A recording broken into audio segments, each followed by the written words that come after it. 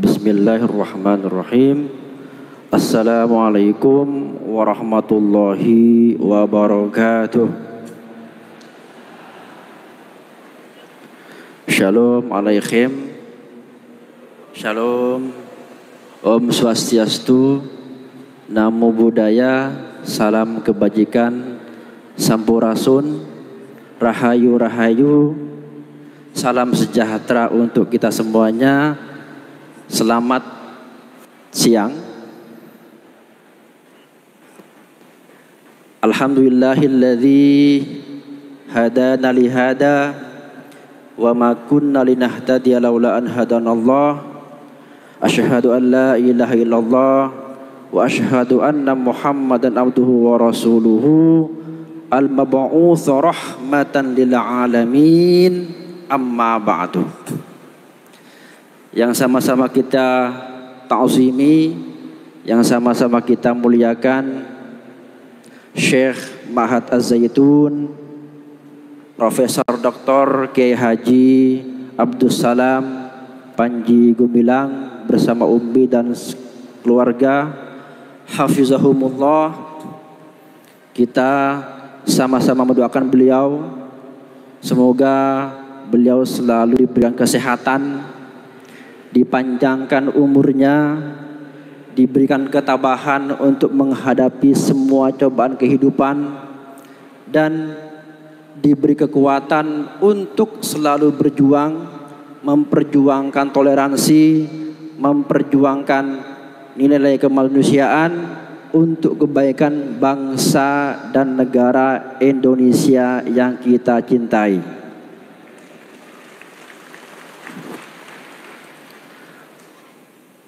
Para alim ulama, para asatid dan juga asatidah, para wali santri, para santri putra dan putri yang hadir di sini semuanya, kita doakan semoga mendapatkan rahmat dari Allah Subhanahu wa taala.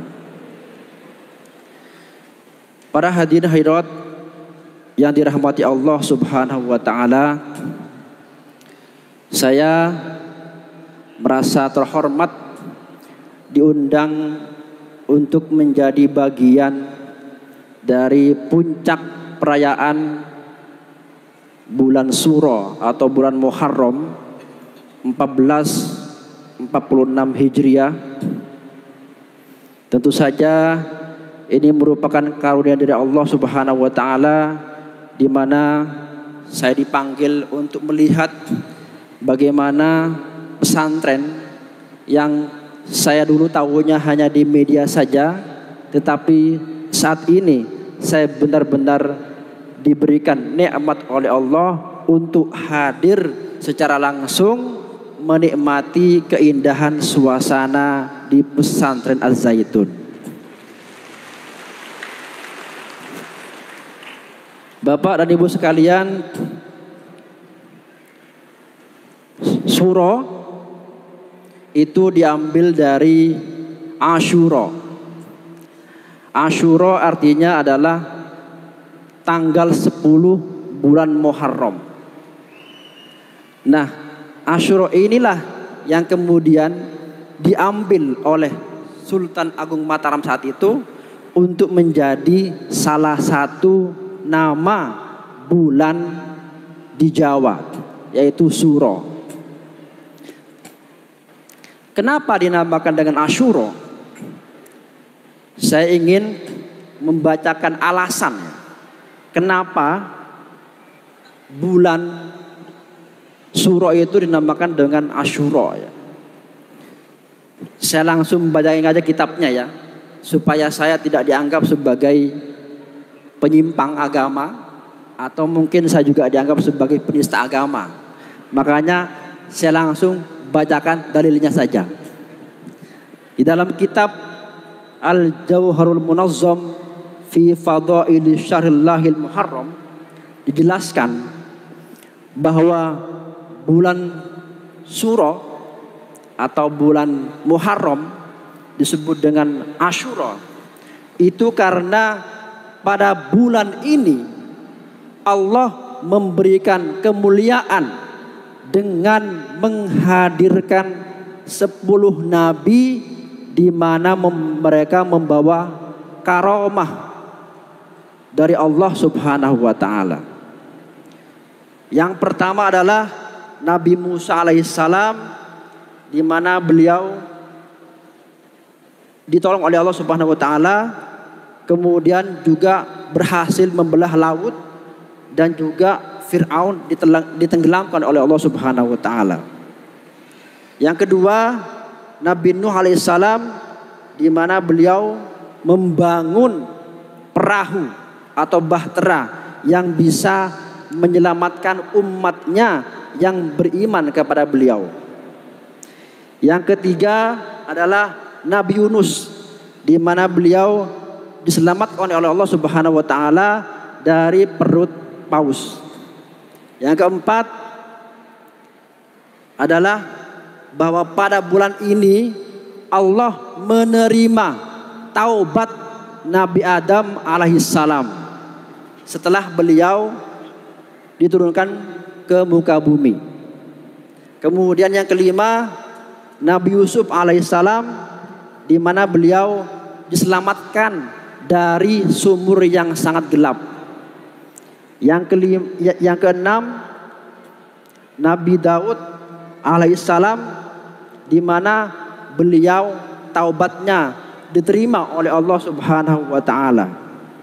Kemudian yang ketujuh, Nabi Isa alaihissalam atau Yesus, di mana beliau dilahirkan pada bulan Muharram juga, pada bulan Suro, dan juga diangkat ke sisi Allah Subhanahu wa taala juga pada bulan Suro. Kemudian yang kedelapan, Nabi Ibrahim alaihissalam itu lahir. Yang kesembilan, Nabi Yakub alaihissalam, ketika beliau rindu kepada Nabi Yusuf, dan ketika sudah ketemu dengan Nabi Yusuf, Allah membuat kedua mata beliau terbuka kembali. Kemudian yang ke-10, Nabi Muhammad sallallahu alaihi wasallam diampuni semua dosanya, ma taqaddama min dambihi wa ma ta'akhkhara. Jadi semua dosa Nabi, baik yang lama maupun yang akan datang, itu semua diampuni oleh Allah, dan beliau kemudian diangkat menjadi Nabi dan Rasul di usia 40 tahun. Saya sangat senang bahwa puncak perayaan satu suro dilaksanakan di masjid. Dulu di masa Nabi, masjid itu seperti gedung serbaguna ya. Orang sakit disembuhkan di masjid, orang bertikai didamaikan di masjid, orang nikah dinikahkan di masjid, orang belajar itu juga di masjid. Beda dengan sekarang. Kalau sekarang itu banyak sekali masjid itu hanya difungsikan sebagai tempat sholat saja. Selain waktu itu dikunci pintunya. Oleh karena itu sekarang itu ada anekdot. Dulu ketika masjid baru akan dibangun, ngemis minta kepada musafir di jalan. Tapi begitu masjid sudah terbangun, para musafir nggak boleh masuk. Mestinya para musafir kan termasuk penanam saham di masjid, tetapi sayangnya mereka itu tidak boleh masuk ke masjid karena masjid dikunci kecuali untuk waktu-waktu sholat saja. Oleh karena itu saat ini masjid itu banyak sekali yang keluar dari fungsi yang sudah digariskan oleh Rasulullah Shallallahu Alaihi Wasallam sebagai pusat pergerakan umat Islam.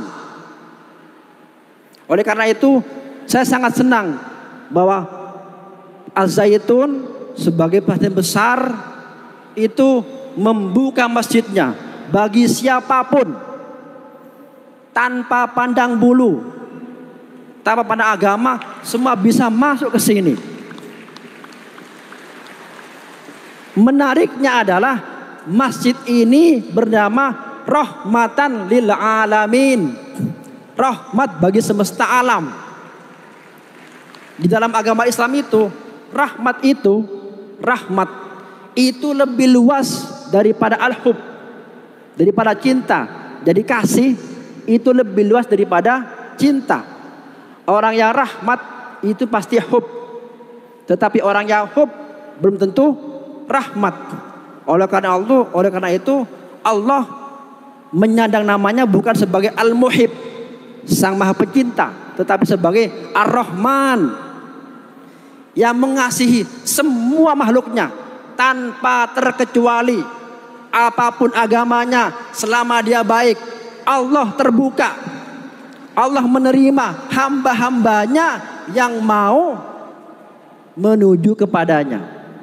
Jadi rahmatan lil alamin yang disandang oleh masjid ini sudah tercapai maknanya dengan kehadiran para tokoh-tokoh agama, para tokoh-tokoh budaya, dan seluruh mereka di sini duduk dengan bahagia, duduk dengan senang, sehingga dengan demikian maka tercapailah cita-cita Rasulullah sebagai dasar membangun sebuah masjid, di mana masjid merupakan pusat pergerakan umat tanpa peduli agama apapun. Siapapun selama dia ingin memajukan umat itu oleh Nabi diterima untuk masuk ke dalam masjid. Oleh karena itu saya sangat senang. Saya juga berdoa semoga pesantren ini terus berjaya, terus diberikan kekuatan, terus sabar, dan terus menerus berjuang agar Indonesia ini cepat maju, cepat terhindar dari banyak kerusakan. Karena bagaimanapun Muharram itu artinya bulan suci. Muharram itu artinya bulan yang suci. Suci dari kerusakan, suci dari korupsi, suci dari pertikaian, suci dari pertengkaran. Artinya merayakan satu Muharram itu berarti merayakan persaudaraan, merayakan kerukunan, merayakan ukhuwah basyariyah dan juga ukhuwah watoniyah. Selamat untuk Az-Zaitun, selamat berjuang, tetap semangat menuju Indonesia maju. Merdeka. Assalamualaikum warahmatullahi wabarakatuh.